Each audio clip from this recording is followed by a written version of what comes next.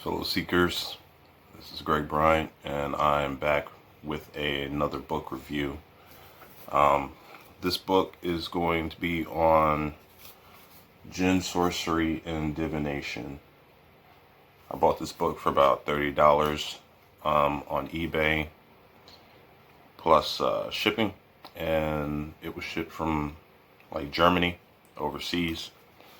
I really like the topic of Jinn, and I had a moment where like I was obsessed with Jinn and buying everything I could about information on them and the magic surrounding them. It's been a while since I worked with Jinn, and I'll get into that later why, but I saw this book. I wanted to get it just to see how it was. It was only $30, so whether it was garbage or not, the hell was in my hair? Anyway, whether it was garbage or not, it might have some little jewels in it. You never know. You can't judge a book by its cover, its price, or at least I thought so. So first off, the way this book is printed, it's kind of weird. It's not printed very well. In some places, the words are barely legible, and you have these colored pictures in the book that are kind of like pasted to the page. So if you can see, like I can lift that up. I can rip it off if I want to. See? So the quality is very low.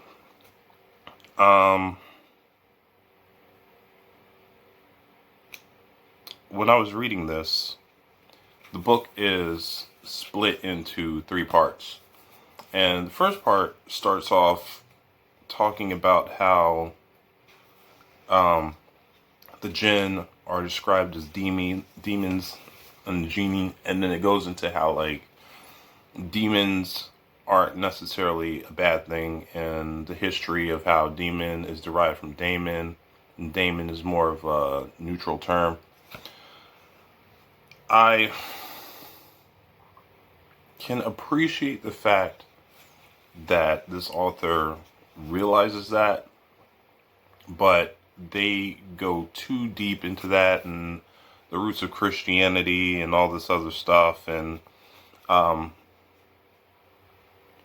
me, I feel like if you had just talked about the Jinn and the lore behind them, it should be understood that not all of them are evil. And so, therefore, the Jinn cannot really be considered demons in the contemporary sense. As for going into all this theories into Christianity and stuff like that, I also thought that that was not necessary. It takes up the first part, where it's quoting Bible scriptures and stuff like that. Like, I'm not saying that Muslims or Islam has a monopoly on the Jinn, but that is the, I feel like, at least here in the West, that is the religion that kind of makes it more popular. And Christianity is pretty much just, when it comes to demons, Christianity, it's just about like fallen angels and stuff like that. So this whole first part was garbage. Now, the second part, it lays a little bit of foundation where the author talks about how, I guess he was with the Moroccans and somewhere in Egypt too. And it explains the superstitions behind the Jinn, like what kind of dangers they pose, and I guess to a degree it was necessary, but it went too far. And I feel like if a person is seeking to do Jinn, sorcery, and divination, to a degree, they may want to know about the dangers, but because they are trying to deal with these entities, to a degree, they're also not going to care. And they're going to find out what is true and what is just BS. And a lot of the stuff, it's just weird. You know, like, oh, don't go walking at night. You may trip over a Jinn. And don't pour hot water out at night. That may attract a Jinn, and all kinds of crazy stuff. Now, the part where I really just totally lost respect for the author is where he mentions that he and his servant witnessed this ritual or witnessed that ritual. Okay, so you're writing a book and you're not even a practitioner. It's called Jinn, Sorcery, and Divination. And you do none of this. You just sit back and you watch other people do it. And like, he even admits that in some of the rituals, he came in like halfway or towards the tail end of the ritual. And I really hate this where you're not a practitioner of this type of magic. You're trying to write about this type of magic. Because people like that, they tend to get things wrong. And when he mentioned, oh, he and his servant did this and did that, it kind of reminded me of like those movies where you get the white people and they want to go somewhere exotic and see what the savages are doing. And, you know, you get this like professor who wants to learn about this tribe or something, stays with the tribe. And, you know, just because they were with them for a week, they think that they're an expert on this and they can write a whole book. That's the kind of feel that this book gave me after like I read that part. So all my respect went out the window. It goes way too in depth with all the things that can supposedly trigger Jinn and cause possessions and get people in trouble with the Jinn. And I just thought it was weak. The third part, it's called Ink, Oil, and Mirror Gazing Ceremonies in Modern Egypt. It kind of talks about how to contact Jinn, but as I was saying, like, you know, reading this book, are these parts written by different people? Okay, it looks like these parts are written by different people. I didn't notice that because I didn't really I reading the meat of this book, it really is garbage. But yeah, this goes into talking about scrying, and it mentions Jinn here and there, and then it goes into talk about like scrying in general, which is stupid. Like, and then towards the tail end, it gives maybe a handful of ways to contact the Jinn via scrying and making amulets and things like that. And I'm glad I only paid $30 for this. I'm not angry about that. But there are a lot more comprehensive Jinn, sorcery, grimoires out there that actually work, that are written by people who are practitioners. And, you know, those books are what I recommend going for if you want to contact the Jinn. Now, as for my experience with Jinn,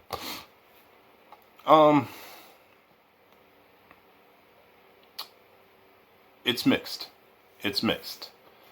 I feel like you can learn more about Jinn by actually contacting them than, you know, talking to people about these superstitions and stuff like that, because a lot of the information out there is based upon fear and ignorance. I will say that the Jinn can be dangerous, but I feel like the Jinn are also highly misunderstood. For example, Iblis, who is known as the Islamic Satan, I really don't think that he hates human beings. I feel like he hates weakness, and he hates, ignorance. And the fact that humanity right now is at its lowest, both spiritually, physically, because there are a lot of weak people. Like, society breeds weakness. It breeds stupidity, and Iblis is not the type of entity that is going to respect that. And I feel that if supposedly he was told to bow down before human beings, he probably had enough foresight to see how pathetic human beings really are, or were going to be. When I contacted him, he did not, try to lash out at me or anything like that. Just made me write a lot of stuff, and that was talking about how to stay strong. And he is the type of person that feels like if you are perceived as an enemy or a potential enemy, you're supposed to be destroyed, and that's it. And to a degree, like, I agree with him. Like, I can't say that, I don't see that as evil. I just see him as having standards, and very high standards. And I can't disagree with that. I also have found that different Jinn can have alignments with other entities. For example, I got in trouble with possession with a Jinn that I believe was in line with the entity L. And the reason that happened was because I was doing a ritual to conjure a Jinn, and L came to me during this ritual, and it wanted me to become purely a white lighter and work for it exclusively. And I told L, no. I said, I can work the light, I can work the darkness. I am originally of the darkness, and I'm not going to work exclusively for you. And so, shortly after that, I was possessed by a Jinn. It felt like my skin was on fire. I became angry to the point where I could not calm down, even though I tried to. And I had to exercise myself. I had to, dismiss the Jinn before I lost control. Just a little side note, a lot of people think that with possession and stuff like that, you need to bring in a priest, or you need to bring in an expert, and, when you're possessed, you can't do anything about it. And you really don't notice. Like, if you are strong-willed enough, and if you know yourself, one, you're going to know when you're getting possessed. 2, it's going to be harder for you to be possessed. 3, before you lose control, you can exercise yourself, but you have to be willing to fight, and you can't be scared to fight. You have to realize that you yourself have a lot of power within you, and you can, you know, you can go toe to toe with some entities, enough to where like you have power on your own territory. Your body is your own territory. So you have the upper hand with most spirits that are trying to possess you. Anyway, so yeah, I feel like there are jinn that are in league with certain entities. As for the jinn having different religions, I'm not quite sure. The jinn that I have contacted, they have told me that they are not religious. I don't know if that's because like those were the type of jinn that were drawn to me, or if it was just kind of like the jinn in the area, or what. But the ones, when I asked them about like, hey, what religion are you? They said they were not religious.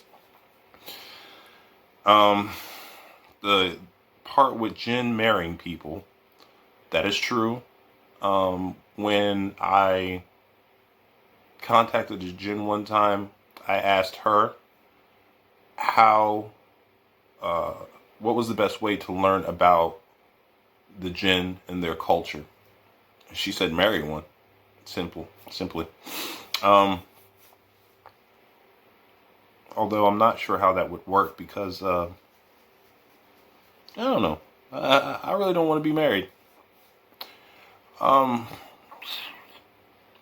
Getting information from jinn sometimes can be like pulling teeth. Not as bad as trying to get information from angels, mind you. In my experience anyway. But sometimes it can be cryptic, and I'm not sure if it's just like the way they talk, but I think that they're real secretive. Like, I feel like they really keep to themselves, and I feel like most of the jinn really don't want to have too much to do with humans. The ones that I contacted seem kind of hesitant to deal with me, or just kind of like, you know. And I feel like there are varying degrees of how jinn feel about humans, and it depends on the individual jinn. You know, there are some jinn who are just kind of like, yeah, sure, I'll talk to you, whatever. And then there are some jinns like, you're here, whatever. And then there are some jinn who are like, nah, I really don't want to deal with you.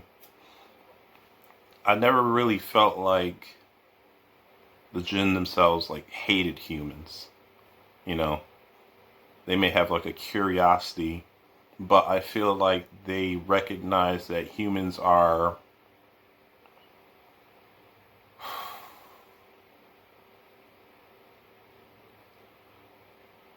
they're just weird in a negative way. You know, like, you have to be very picky about who you deal with, and the majority of humans are not worth dealing with. And I feel like that's how they feel. And I can't really argue with them.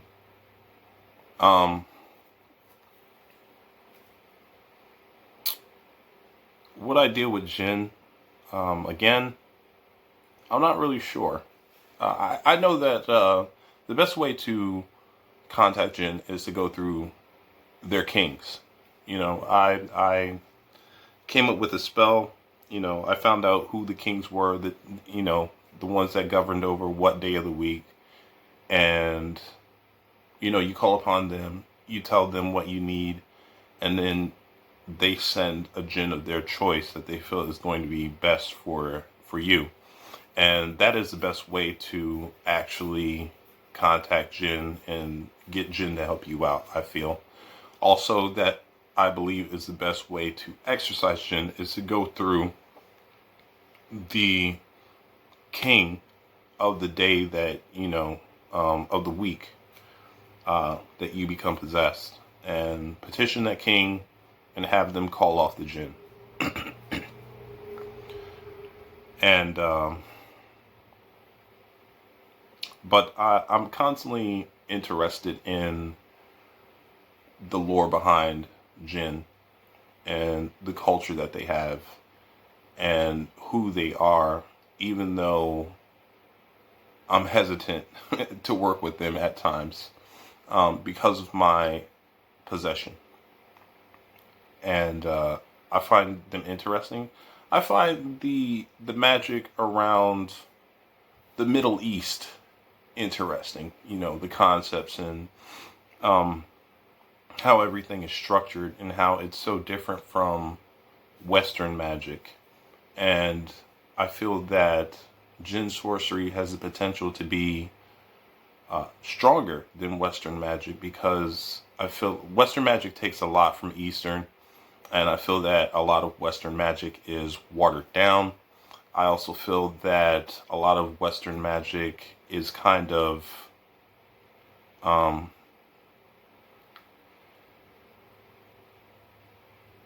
it takes some things too literally. Lately I feel like a lot has been more symbolic, a lot has gone deeper, and I feel that, to a degree, Western magic has become superficial. Like, it may work, but there are deeper levels to how it can work. And I feel that we've lost the deeper levels to magic.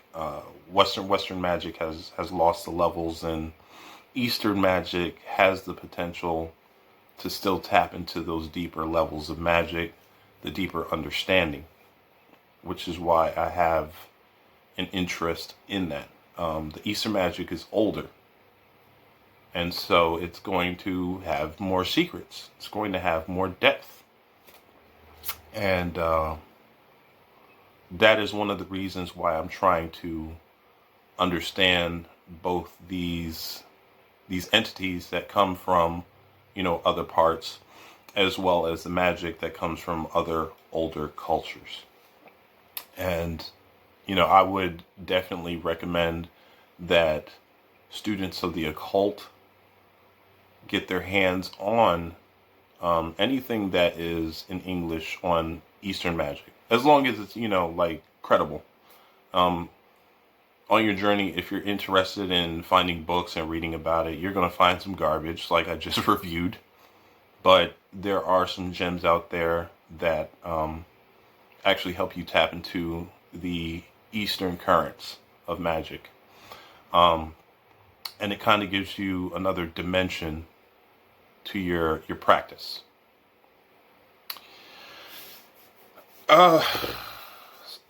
So I guess, I guess that's all I have to say about that. But I always encourage all of you to do your own research.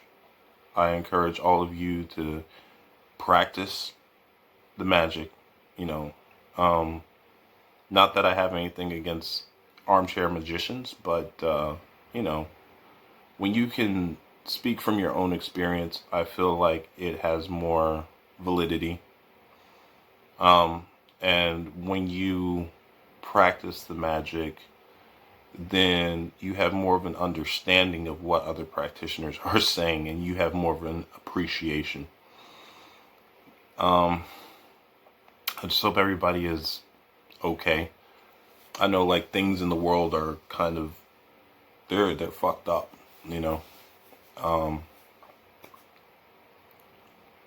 and Yeah, I don't really want to talk about that that shit. Whatever.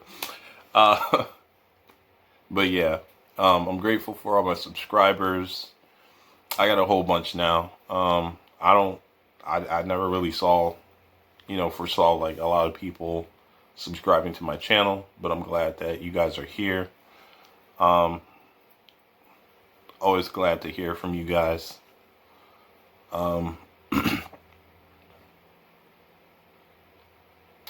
And I hope you guys have a good day, good night, wherever you are, worldwide. Just keep it moving. Keep practicing the magic. All right. Peace.